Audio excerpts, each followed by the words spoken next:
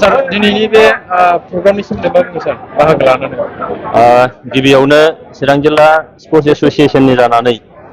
दिनै 16थि division inter club football tournament 2023 बेखौ आङो गोसो गोरबोनि गोजोन हामलायनाय आरो साबायखर जासिदों मोननै दोलो फाइनाल गेलेदों बेनो जाहैबाय बिथराइ क्लाब एन्ड लाइब्रेरि आरो चिरां दुवार इउनाइटेड एफसि बे मोननै दोलोनि गेजेराव बे खेलाया जाबाय थादों थ' थांनाय 7 जुननिफ्राय चिरां जिल्लानि जेसेबां क्लाबफोर दं रेजिस्टार्ड क्लाब बेनिनो मोनसे 19 सारन्थाइ Narzary inter club football tournament 2023 बे सोलिदों आरो जोंहा मोनसे नियम दङ जे जायफोरो बे इन्टार क्लाब फुटबल लिगाव जायफ्रा फाइनाल गेलेयो बिथांमोनहानो सुपार डिभिजन लिगाव गेलेयो दा बे सारन्थाइ नार्जारि इन्टार क्लाब फुटबल जि लिग 2023 बिनिनो फाइनाल गेलेग्राफोर टीमा दिनैहाय सुपार लिग गेलेदों गासै 9टा टीम दंमोन बे 9टा टीमनि गेजेराव दिनैहाय फाइनाल खेला जादों आङो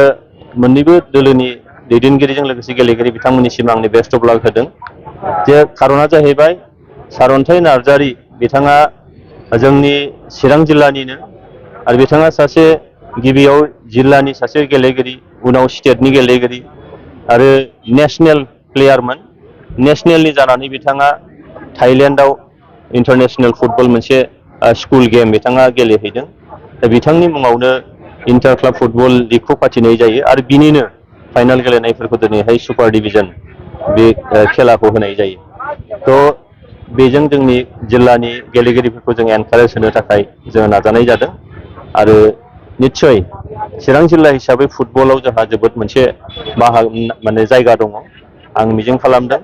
नैबे थाइखा जरायाव दिनैहाय जि खेला जादों बे खेलानि गेजेरजों बे ओनसोला आरोबाव मोनसे एनकारेज मोनगोन गोबां बर' लाइमोनफोरा माने बेबायदि खेलायाव बाहागो मोनैनि थाखाय गामि लेभेलावनो गावनि माने जोनायखौ फोजोबनो गोनां जायो बिनि सायाव मा राहा लागोन सार सरकारनिफ्राय जोबोद गोजोनथाव खौरां देग्लाय जोंहा बिटिआर ओनसोलाव दुरान कापआबो जानो थांगासिनो दं जायखौनाखि जोंहा डिफेन्सनिफ्राय सामलायनाय जायो गाबोन बिदिनो बे काप एबा ट्रफिखौ डेम' हिसाबै बड'फा कालचारेल कमप्लेक्सआव आर्मिनि बा डिफेन्सनि साइडनिफ्राय बिथांमोना श' खालामफैगोन गाबोन मोनसे प्रग्राम दङ दा बेजों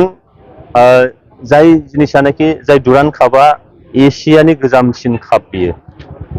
आरो बे कापखौनो दिनैहाय बिटिआर ओनसोलाव बेनि मोनसे गेम जोङो हस्ट खालामनो मोनगोन आरो काउन्सिल बायदि जाय जेराव स्टेटआसो हस्ट खालामो बेखौ खेला नाथाय जोंनो नैबे बिटिआर ओनसोल बा जोंनि बे काउन्सिल ओनसोलाव फुटबलनि जिबायदि रायजोफोरनि बा गेलेगिरिफोरनि जिबायदि जोंनि मोनसे बाहागो लाबोनाय थांनाय गोलाव डिकेड्सनिफ्राय जिल्ला लेभेलाव स्टेट लेभेलाव नेसनेल लेभेलाव इन्टारनेसनेल लेभेलाव जेखौ फुटबल गेलेदों बा गेलेगिरिफोर दङ बेनिखायनो जों बेखौ बाहागो मोनदों आरो जिहेथु सरकारनिफ्राय दिनै ISPL खेला खालामबाय बिनि उनाव नोङो जों नुदों जे दिनै बे ओनसोलखौ लानानै आसाम माने इण्डियान फुटबल फेडारेसननि बिनि आफादगिरिया दिनै जोबोद इन्टारेस्ट जादों आरो बिथांनि नाजानायावनो दिनै दुरान कापआवबो फैदों दा होमब्ला जों बुंनो हायो दिनै बिटिआर सोरखारनिफ्राय दिनैनि बे जोंनि जिल्लाफोरनि जे सुपार लिगआव जाय हानजाया देरहागोन बे हानजानो 5 लाख करि बान्था हिसाबै होनाय जागोन बा बे क्लाबखौ मदद खालामनो थाखाय हरनाय जागोन आं मिजिं खालामो बेबायदि फोसावनाया जोंनि क्लाबनि गेजेराव मोनसे बादायलायनाय लाबोगोन आरो जोंहा बिसेस करि क्लाब एन्ड लाइब्रेरि माने बिसेस करि जों फुटबलखौ प्रमट खालामो जोंनि क्लाबफोरा दा होमबा सरकारनिफ्राय बेबायदि मोनसे इनिसियेटिभआ जोंनि क्लाबनि दैदेनगिरिफोरखौ एनकारेज खालामगोन आरो क्लाबनि दैदेनगिरिफोरखौ जेला एनकारेज खालामनानै बिनि सायाव क्लाबाव खेला फाथिगोन बा क्लाबनि गेजेरजों गुबुन बेबायदि खेलाफोराव बाहागो लाहैगोन अब्ला जोंनि गेलेगिरिफ्रा गामियारि गेलेगिरिफ्रा निस्सय बाहागो मोनगोन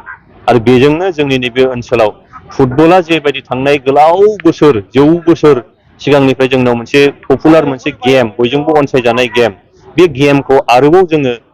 गेलेगिरि दिहुननानै फैबाय थानाय समाव आंथ' मिजिं खालामदों जे दिनै भारतआव 135 कौटि सुबुं अनजिमा दं बिनिनो जोंहा दिनैबो अलिम्पिक लेभेलाव बा वर्ल्ड काप लेभेलाव दिनै गेलेगिरि जों दिहुनहरनो हायाखै। मोनसे टीम जिसे सानि मोनसे टीम जों दिहुननो हायाखै। मिजिं खालामदों जे बे जोंनि बिटिआर ओनसोलनिफ्राय जों जुदि आरोबाव मोजाङै प्रमट खालामनो हायो अब्लाना निस्सय नेशनेल लेभेल बा इन्टारनेशनेल लेभेलनि वर्ल्ड काप गेलेहैनो हानाय बै दिनाबो हयथ' बारा गोबाव हयथ' जानाय नङा होनना आं सानो। बिटिआर सरकारा आथिखालाव माने फुटबलखौल' बांसिन एनकारेज होनाय नुदों, नाथाय गुबुन गुबुन खेलाफोरखौ बारा एनकारेज होनाय नुनो मोनाखै। बिनि सोमोन्दै सारा बेबायदि नङा, मानोना जोंहा डिस्ट्रिक्ट स्पर्ट्स एस'सिएशनाव गोबां गेमा एफिलियेटेड, जेरै जोंनाव चिराङाव फुटबल दङ, बक्सिं दङ, आर्सारि दङ, काबादि दङ, बेनिफ्राय भलिबल दङ, आरोबाव बास्केटबल दङ, बिदिनो 6था एथलेटिक्स थाबाय, 7था माने इभेन्ट्सआव जोंनि चिरां जिल्ला स्पर्ट्स एस'सिएशना, अलिम्पिक एस'सिएशन आरो आसाम फुटबल एस'सिएशन आरो बे गुबुन गुबुन एस'सिएशनजों जों एफिलियेटेड। दा जिल्लाखौबो दिनै बिटिआर सरकारनिफ्राय 10 लाख करि बोसोरसेयाव हरनायनि खोथा अलरेडि होबाय। देग्लाय 5 लाखखौ हरग्रोगोन, बिनि उनाव 10 लाख माने बाखि 5 लाखखौ हरगोन। दा होमबा जिल्ला स्पर्ट्स एस'सिएशनखौ बिटिआर सरकारनिफ्राय मदद खालामनाय माने बै जे जोंहा जे इभेन्ट्सफोर दङ, बे इभेन्ट्सफोरखौ दिनै बिटिआर सरकारनिफ्राय एनकारेज खालामदों आरो बेखौ प्रमट खालामनो थाखाय सुबिदा होदों। बेखायनो जिखौ बाथ्राखौ बुंदों बियो बेबायदि नङा। बिटिआर सरकारा सिदायै फुटबलखौ मोनसे गेम मोनसे लाग्रोदों, खारन बेयाव जोंनि लाइमोनफोरनि जस हस गासैबो बिनि हारोंथाया जोंहा बांसिन दंखा, बेखौबो खालामदों। बे नङा जे गुबुन गेमखौ नोङो उनफिननानै दोनदों। जिल्ला स्पर्ट्स एस'सिएशननि गेजेरजों गासैबो गेमखौनो समानै लांफानो थाखाय नाजानाय जादों।